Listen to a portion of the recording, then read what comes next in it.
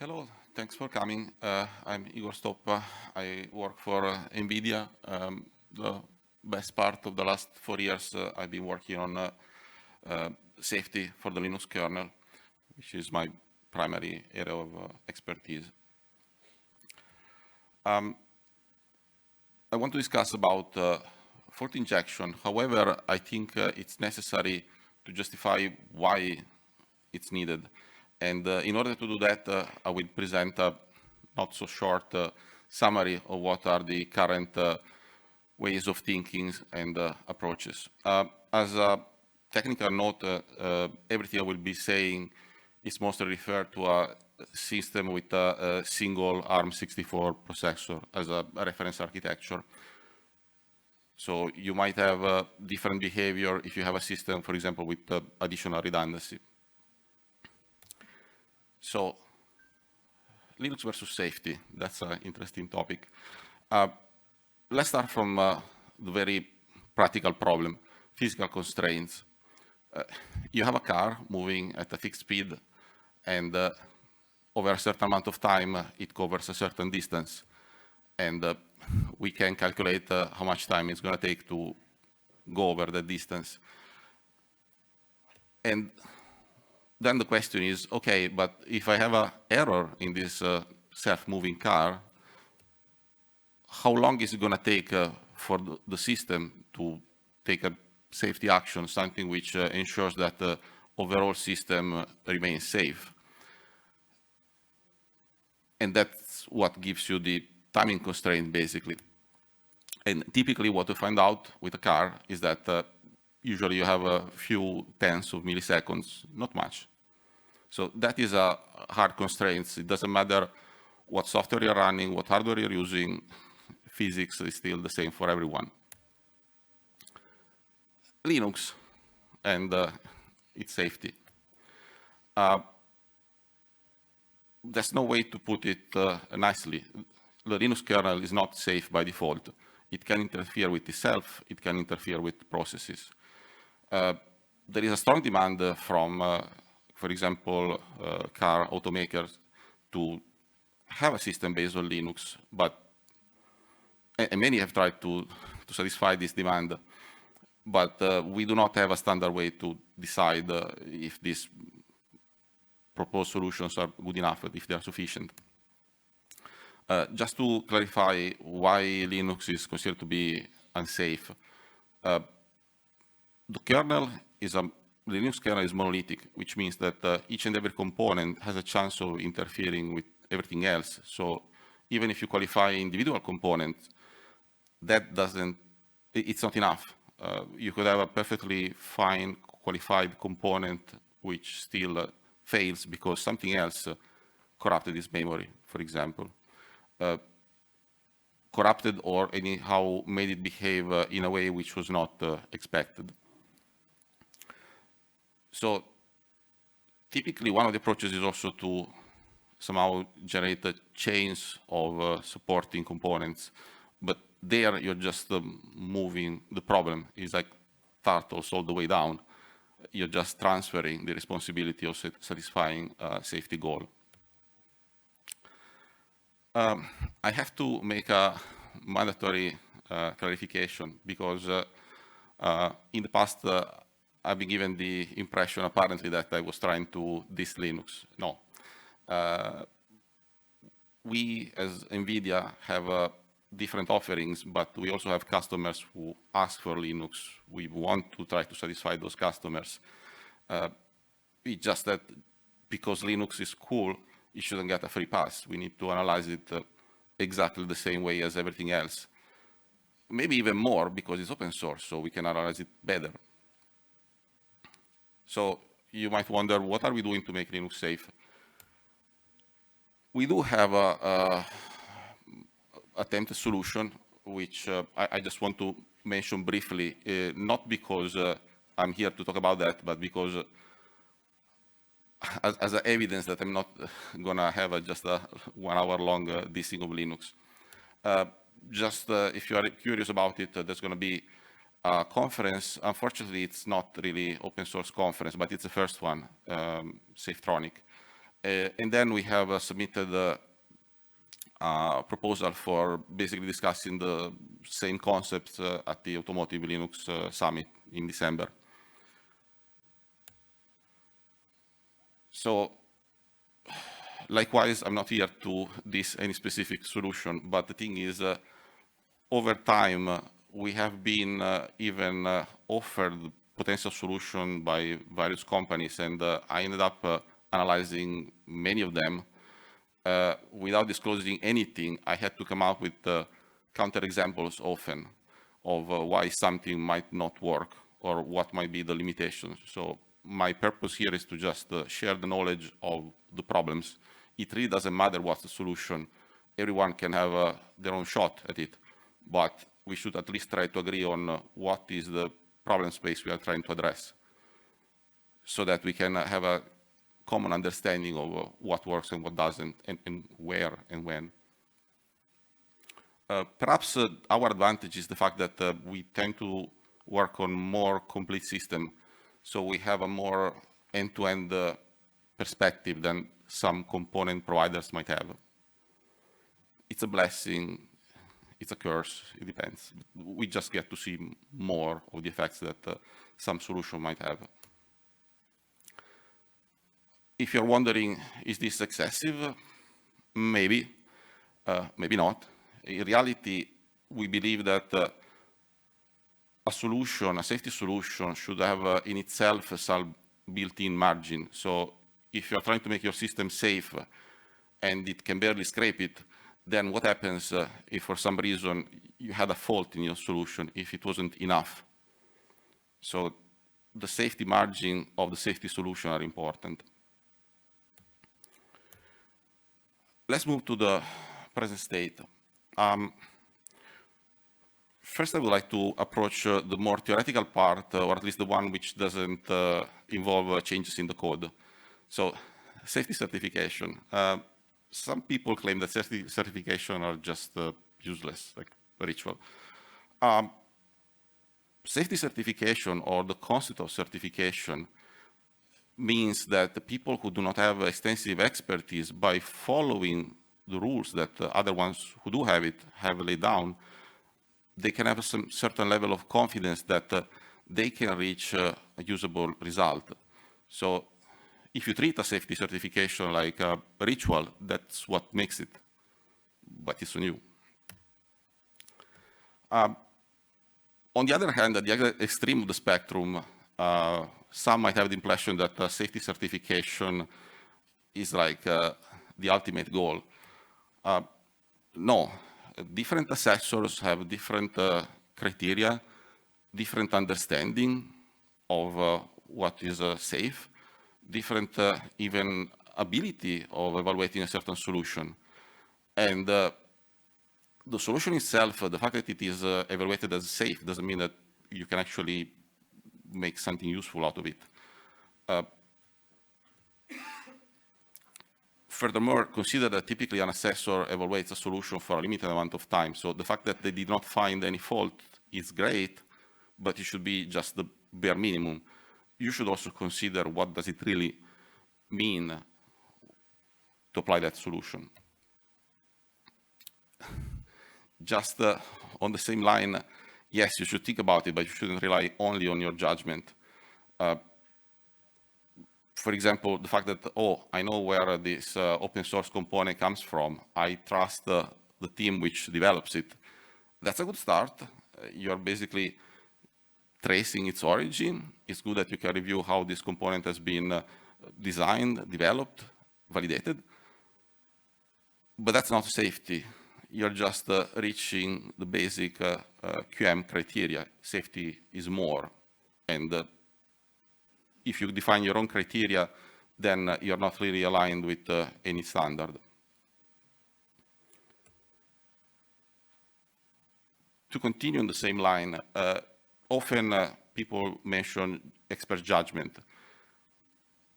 Expert judgment is useful, but who is an expert? Expert is someone who can point you quickly, effectively, to a solution that can be demonstrated, verified, objectively. I mean, we are still doing engineering. we do not believe to what people say just because of their reputation. If an expert cannot justify their solution, then perhaps we should question how expert that is. Assessors. It is common, it is recommendable to work with an assessor, but what is really important is the independence of the assessor. So typically what you do is you have one assessor that you work with who follows you step by step daily in your development.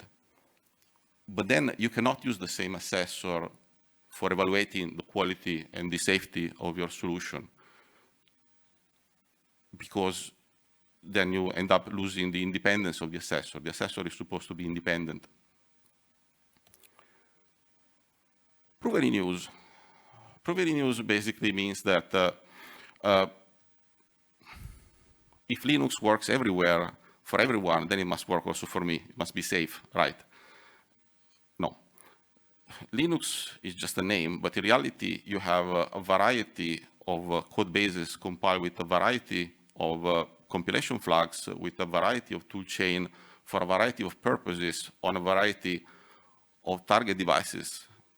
So in reality, what you end up with is that perhaps your specific use case matches a very narrow subset of the total population of subcases. So because of all this incredible variety of combinations, proven in use is definitely not applicable to Linux. There might be, even in the safety world, some microkernel approaches which partially rely on proven in use, but that's a very extremely narrow set of conditions for a very small code base. So the fact that it works for them doesn't mean that it can be automatically transferred to Linux. It cannot. Continuing on the same line, upstream processes, continuing testing, verification. So it is necessary to have all of these in place. We need to have good quality. However, upstream processes do not even treat safety as any of their goals. It's true that some assessor might consider that that's enough, but you also have to wonder, do this assessor really understand what is going on? Especially what is missing from the verification of the Linux kernel is negative testing. Typically, what is done is to verify that features work as intended, but very few cases, very few corner cases are exposed to negative testing to demonstrate that also the opposite is verified. So if you are trying to rely on the fact that the Linux kernel must be good, basically you are following in a scenario where you are assuming that it is free from any sort of error which might cause interference, which becomes a problem for safety perspective. And that assumption is without any margin of error, because even if you have one single error, it's sufficient to have your assumption fall apart. Statistical methods. One other approach, I say more but diverging from the typical one, is to try to have a non-deterministic approach to the kernel, where one looks at how likely is it that something happens. We believe that that is not necessary, in the sense that at least in the solution that we will be presenting, we can do that in a deterministic way. Therefore, this approach doesn't seem to be necessary yet.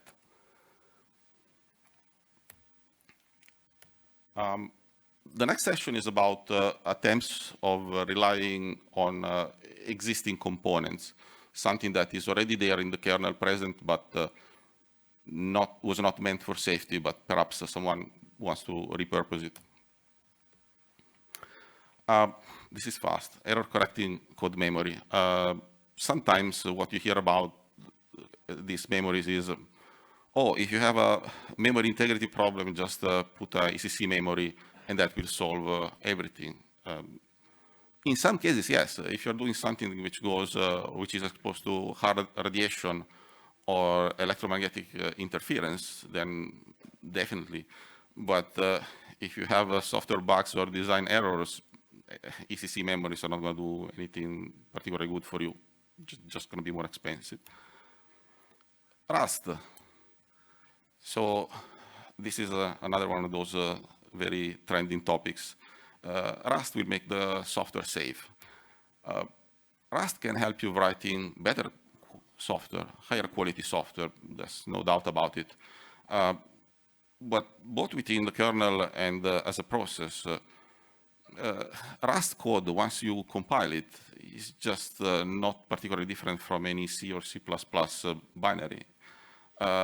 You have a debug mode where you can have some additional index boundary verification, but once you have a binary that you're running, it doesn't matter if it's a kernel module or a user space process, it is still exposed to every sort of interference that you would get for anything else. So yes, by all means, if you want to use Rust, all the better, but that's not going to be the solution to safety. The code you're going to write might be better, for sure.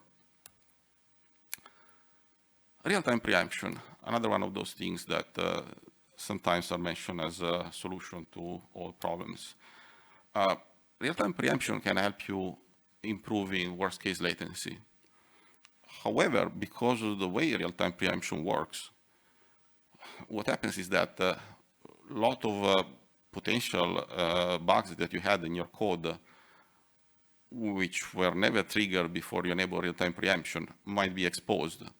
So what it means is that the effectiveness of your overall testing program becomes questionable. So you have to revise how much testing you're doing, how good it is.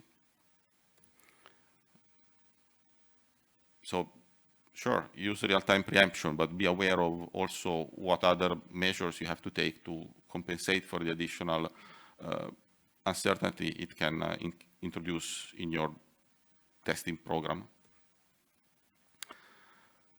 Then there are security control features.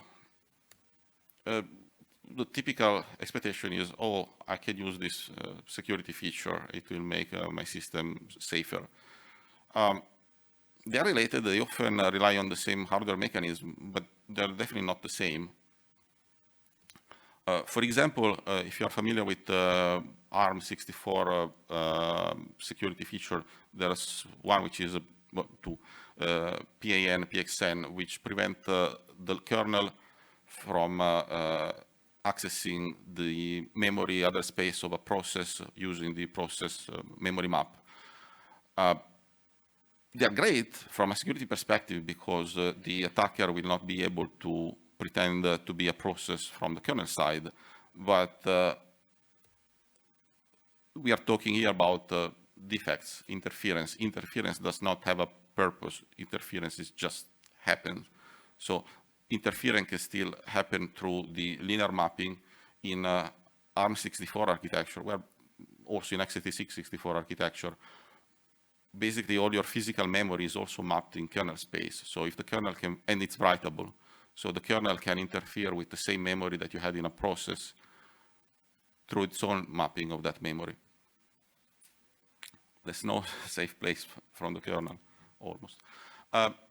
Trust zone and realms are actually perhaps the safe space where you are guaranteed by the manufacturer that the kernel will not be able to access them, but they do too much from a safety perspective in the sense that what they do is they prevent the kernel from even reading that memory. And if you're doing security, that's precisely what you want. But typically in safety, you do not have this constraint. Actually, you want to have safety without hampering too much performance. If the kernel cannot read certain memory, then it means that you have to do additional copy, and that's not good. So these are features which behave well for the purpose they were devised, but not necessarily for other ones. They're not easy to repurpose.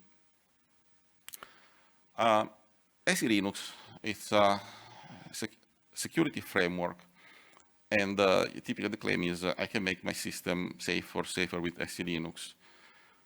Well, first of all, it's again the turtles all the way down. Like, okay, you're using SE Linux to make your system safer, but is SE Linux safe? What is making SE Linux safe? So if you start analyzing how SE Linux works, you notice that SE Linux relies on the Linux security module, which is a collection of hooks scattered all over the kernel, and SE Linux taps into them. And basically, they are on the path of almost anything you can try to do. And you might try to do things like, oh, I open this file and I keep it open, so I will not trigger again that hook. But whenever you do a syscontrol or a yoctl, you get again invocation to SE Linux, which is non-safety qualified code. Furthermore, SE Linux, for performance reasons, has internal caching, which can be exposed to interference, where you can have QM processes which generate pressure on these caches, which is also shared with ASIC processes. It's true that lately SE Linux has been adapted to use namespaces, and you can have a more separation between these caches, but it's not complete, even if you're using namespaces. So you always have this problem of who police the police. C groups is another example. C groups, control groups, they are meant to provide, they give you knobs so that you can choose or control how resources are granted, allocated to various users. The idea is that, for example, you can prevent a non-safety component from starving a safety one. But there you have different types of mechanisms, because in reality, C groups, the concept is common, but you have C groups applied to CPU utilization, memory allocation, network bandwidth. So each of them is additional code, which is not safety qualified, which is exposed to cascaded interference, and you end up having it executed very often, because even if your safety, your ASIC processes are quiet, you have, on the other hand, probably kernel processes which are doing a lot of work. So you're just increasing the chances of having interference. Again, there's not such a thing as a free lunch. Kernel versus user space interference. Other thing that sometimes one can hear being mentioned is, I can put this safety critical feature in a process so that the kernel will not be able to reach it, to interfere with it. First of all, the kernel can interfere with it, for example, by not running it. You might think that you can use a watchdog for that, true. But as I mentioned earlier, all the process memory is also mapped in kernel space. Therefore, the kernel can silently corrupt due to a bug or a misdesign. It can corrupt your process. The only thing that is valid and can be assumed is if you have a component which is QM, you want to treat it as non-safe, then yes, you can put it in a process, you can implement it as a process, and there you will rely on the fact that the kernel is designed to be protected from interference from the processes.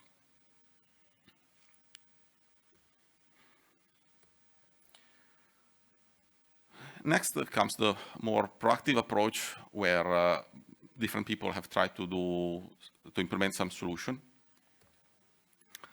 One approach is try to create a minimalistic kernel configuration and try to apply a qualification process to it, like you would do for the code that runs on a microcontroller. Traditionally, cars have been using a variety of microcontrollers, and there it is kind of reasonable to do it because you have full control on a fairly limited amount of code.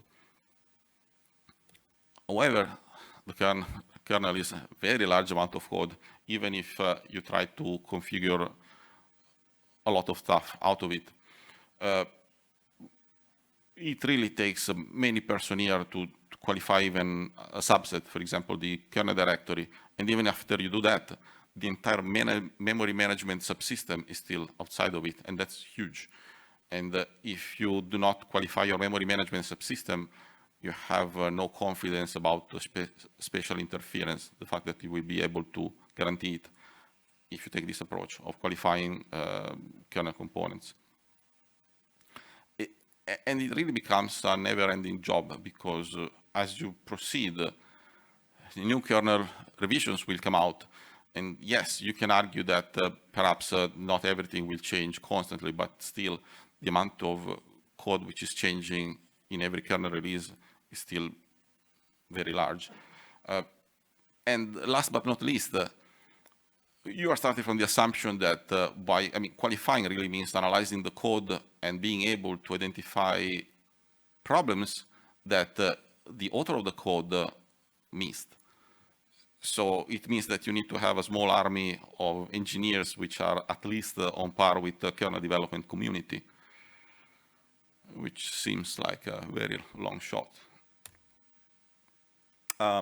Use space-based monitoring. Other approach is to try to use user space interfaces for validating the system health.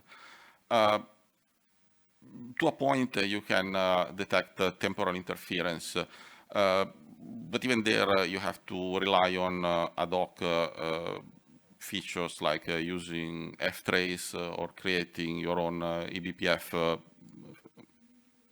plugins. So you cannot just use whatever is available in the kernel.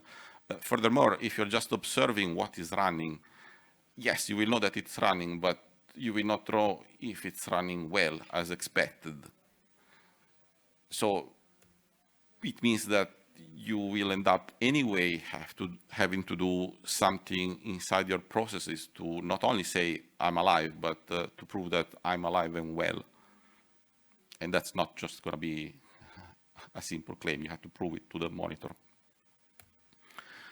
Hypervisor-based isolation. So just a few words of introduction for those who might not be familiar.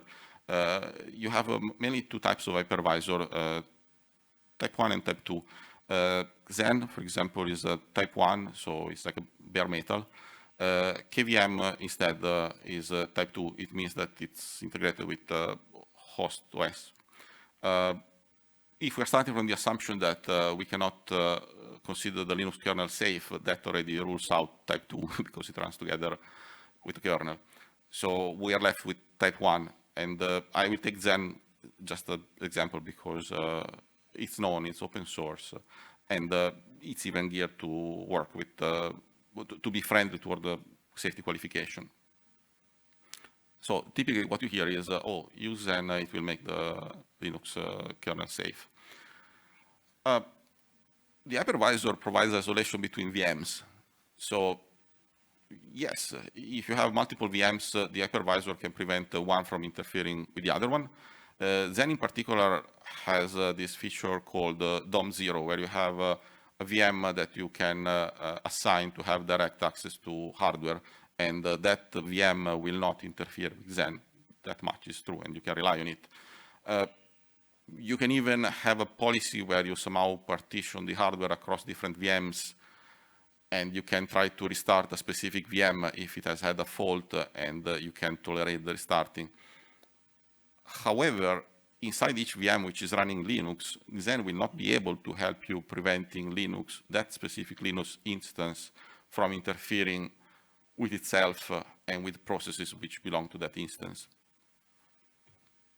So yes, Xen is safe or can be made safe, but that doesn't mean that this property is easily to propagate to Linux VMs it might run. The next step is hypervisor-based monitoring.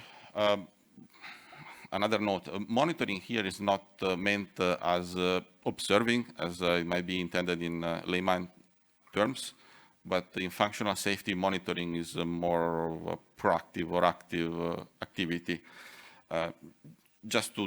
I say this just to differentiate it from the previous case, because otherwise they might appear to be identical. They're not.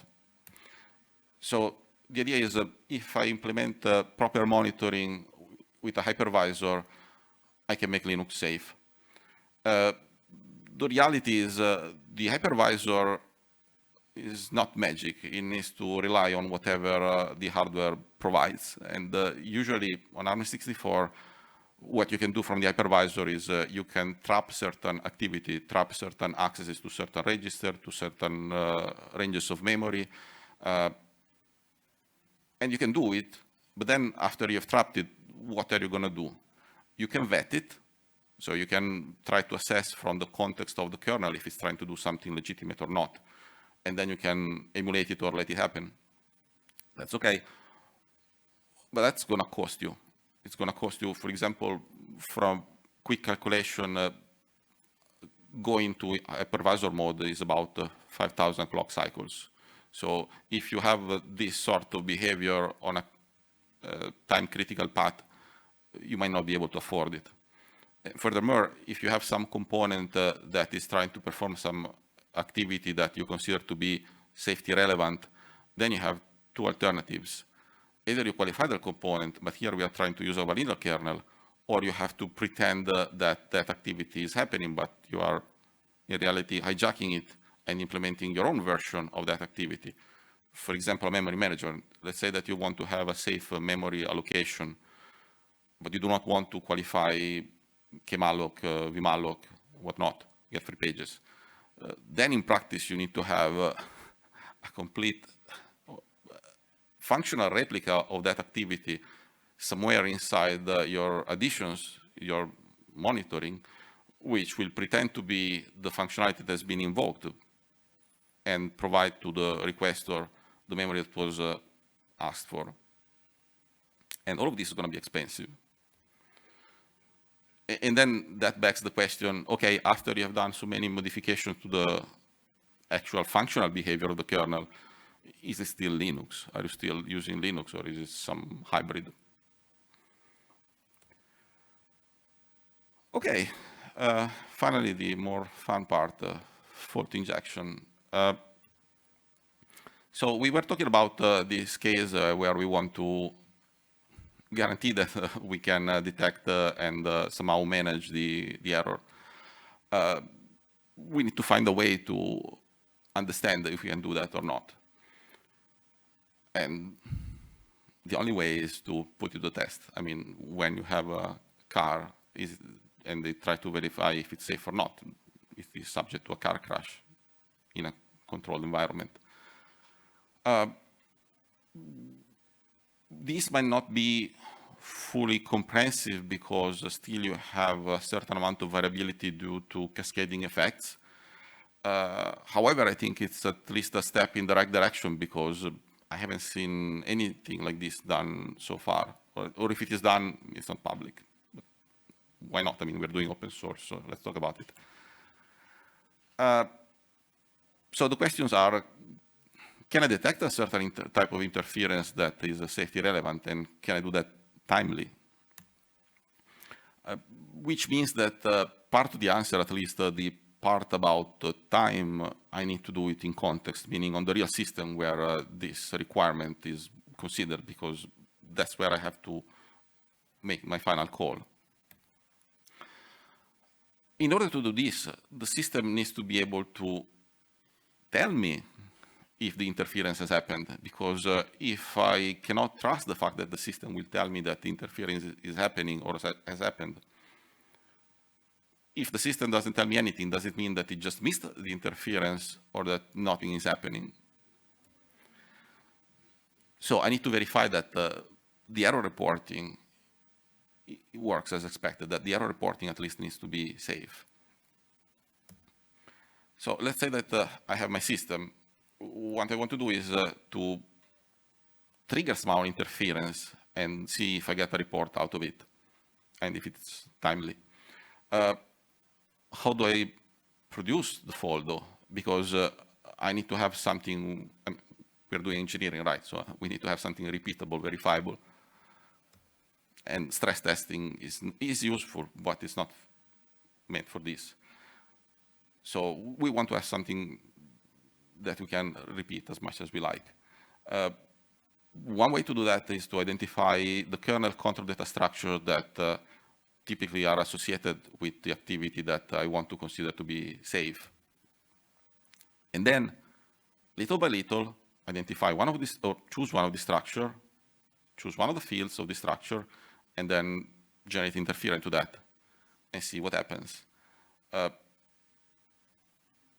of band, meaning that I need to have a separate way to verify that the behavior that I'm trying to monitor as a safe behavior, if it is interrupted or not. And then, in parallel, verify if the safety measure I am introducing is effective or not. And then just rinse and repeat. If all of this works correctly, I will get reports reliably and timely. Just to help you visualizing it, if I have a Linux kernel, then I have a, or this is how I implemented it in practice, as sort of mock-up. I have a monitor process which spawns a victim process. So I try to set up a very controlled environment. And then I establish some dummy IPC and signaling so that I have some activity that I know how it should behave. I know that there is a expected timing and pattern of interaction.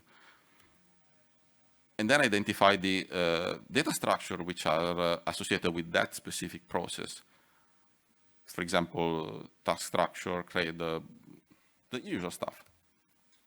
And then what I've introduced is an interference generator. So what happens is that the monitor process uses the interference generator to tamper with the supporting control data structure in a deterministic way. And then we can observe if that tampering, if that interference had any effect that was relevant from the safety perspective. The idea is in parallel, I have my real solution, the one that is supposed to provide safety to the car. So at that point, I can check, did I get a report, and is it consistent with what I have measured in my control solution? Just to zoom more in the interference generator, which I think is the, from an implementation perspective, interesting part. The idea is I have an input, the name of the structure I want to interfere with, the name of the field, the process ID of the victim, and then the type of interference. So for example, inside the interference generator, I have a sort of database of structure layout. So there I know that if I have a pointer to a specific memory location, that's a structure of a given type.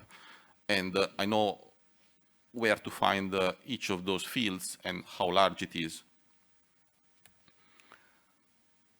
And then I need to have a sort of helper functions which allow me, given the PID of the victim, to identify the associated instance of that data structure.